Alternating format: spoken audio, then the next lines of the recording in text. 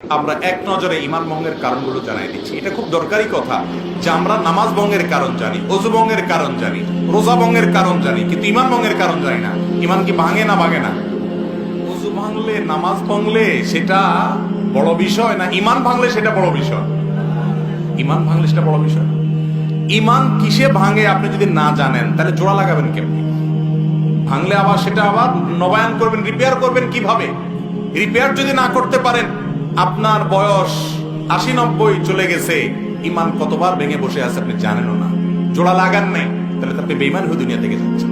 Dangerous না বিষয়টা? এই যে ইমান ভঙ্গের কারণগুলো সম্পর্কে জানা দরকার আছে না নাই? আমি এক নজরে সংক্ষেপে বলে দিচ্ছি। ইমান ভঙ্গের কারণগুলোকে ওলামায়ে কেরাম নানাভাবে ব্যাখ্যা করেছেন। মৌলিক কারণ খুবই কম। এর ভিতরে প্রসিদ্ধ একটা ব্যাখ্যা হলো যে ইমান ভঙ্গের 10টি কারণ আছে। এই 10টি কারণের ভিতরে সর্বপ্রথম কারণ হলো শিরকে আকবর করা, আল্লাহর সঙ্গে কাউকে শরীক সাব্যস্ত করা। আল্লাহকে যেভাবে ইবাদত করছেন একই ইবাদত কোন পিসাবরে, কোন কবরকে করলেন। আপনি আল্লাহকে যেভাবে উপাসনা করতেছেন সেই উপাসনাটা যদি কোনো মানুষকে করেন, আল্লাহকে যে ইবাদত নিবেদন করতেছেন সেই ইবাদত একইভাবে অন্য কোনো মানুষ বা ব্যক্তিকে বা কোনো বস্তুকে করেন, যেভাবে মুশরিকরা কোন মূর্তির সামনে ইবাদত করে সে যেরকম শিরকে লিপ্ত হয়, মুশরিক হয়ে যায়, মুসলমানের সন্তান ঈমান আনার পর যদি শিরকে আকবর করে তাহলে সেক্ষেত্রে সে কি হয়? মুশরিক হয়।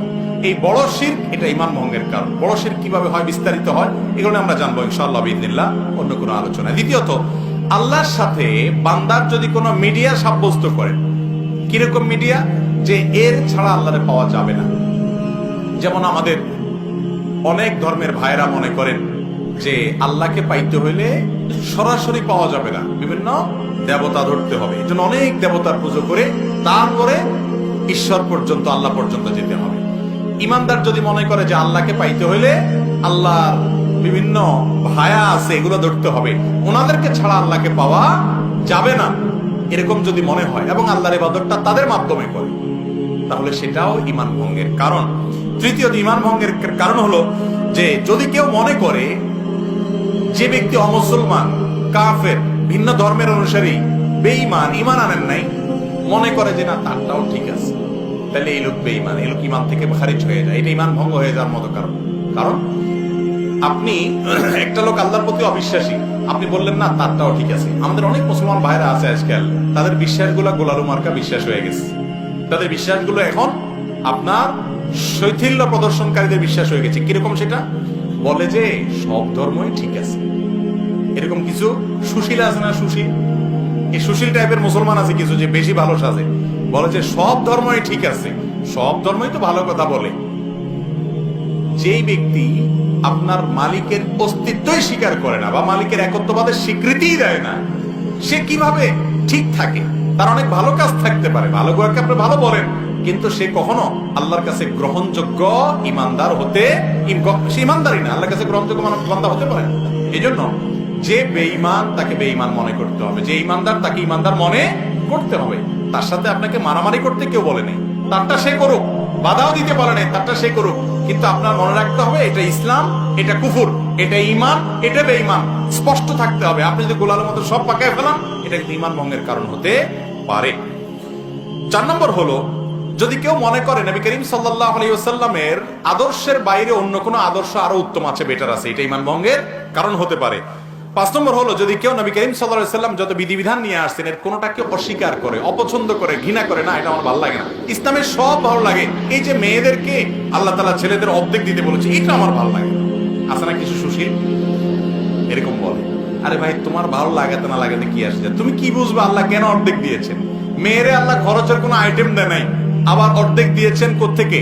বাপের সম্পদ থেকে, মায়ের সম্পদ থেকে, আবার স্বামীর সম্পদ থেকেও ভাগ পাবে, সন্তান থেকেও ভাগ পাবে, মহর তো পাবেই, খরচ কিন্তু 1 টাকাও নেই। আর ছেলের খরচ সব জায়গায় আছে, শ্বশুর বাড়িতে গেলে মিষ্টি পোলটাটাও তার নিতে হয়, বাবার বাড়িতে গেলে ফলের প্যাকেটটাও তার কিনতে হয়, বউয়ের খানার টাকাও দিতে হয়, নিজেরটা তো দেওয়া লাগেই।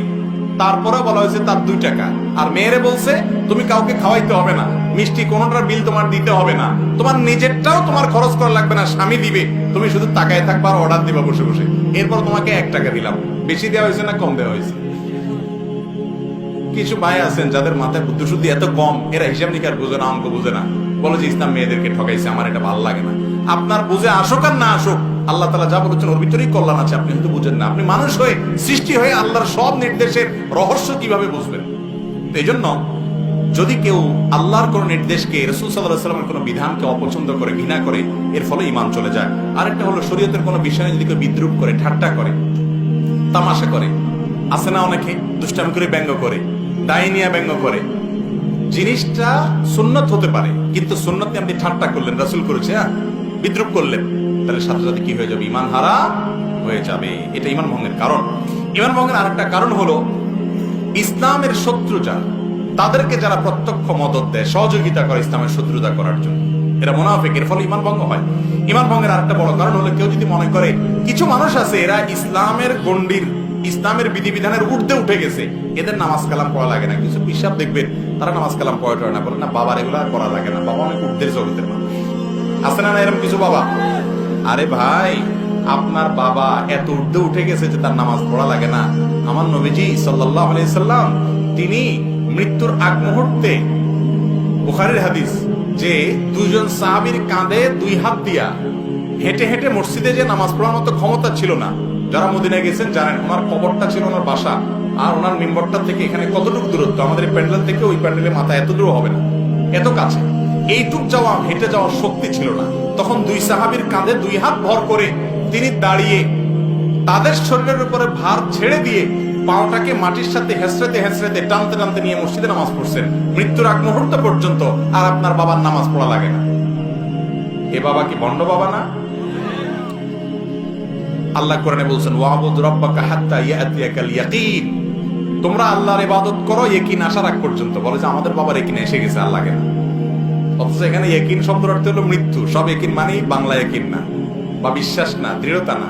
এখানে উদ্দেশ্য হলো ইয়াকিন মানে মৃত্যু। সমস্ত তাফসীর কিতাবগুলো দেখছি এবং এটার ব্যাখ্যা। যাই হোক, তো যদি কোনো ব্যক্তি মনে করে যে তার ইবাদতবন্দি করা লাগে না, সে আফার লেভেলে উঠে গেছে, এটাও ঈমান ভঙ্গের কি হতে পারে? কারণ হতে পারে। ঈমান ভঙ্গের আরেকটা কারণ হলো জাদু। জাদুকে যদি কেউ হালাল মনে করে, জাদুতে লিপ্ত হয়, জাদু বলতে ব্ল্যাক ম্যাজিক যেটাকে বলা হয়, কুফরি কালাম, এর মাধ্যমে মানুষের ক্ষতি করা হয়, আছে না নাই অনেকগুলো, এটাও ঈমান ভঙ্গের কারণ। এবং ঈমান ভঙ্গের আরেকটা কারণ হলো দ্বীনের ব্যাপারে একেবারে আপনার বেখেয়াল, একেবারে বেখবর। কিরকম বেখবর?